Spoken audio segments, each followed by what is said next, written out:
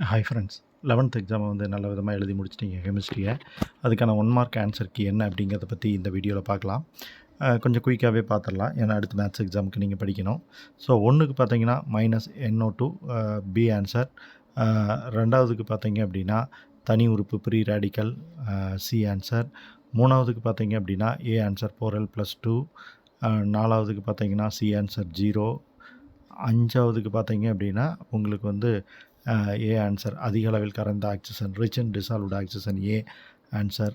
ஆறாவது சம்முக்கு ஆன்சர் பார்த்தீங்கன்னா ஃபஸ்ட்டு ஏ ஆன்சர். அடுத்து ஏழாவது CO2 நிலைமாறு வெப்பநிலை பார்த்தீங்கன்னா 30.01 டிகிரி செல்சியஸ்.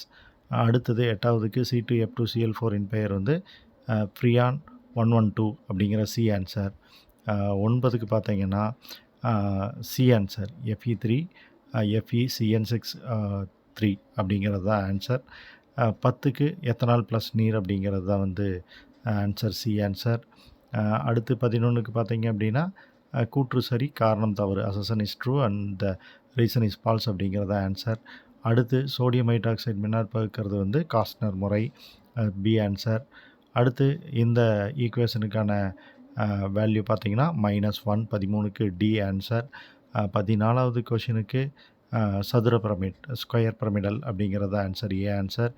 லாஸ்ட் ஒன்றுக்கு வந்து பார்த்தீங்க அப்படின்னா CO+H2 அப்படிங்கிற ஏ ஆன்சர் நீர்வாயு, அதுதான் வாட்டர் கேஸ் அப்படிங்கிறது.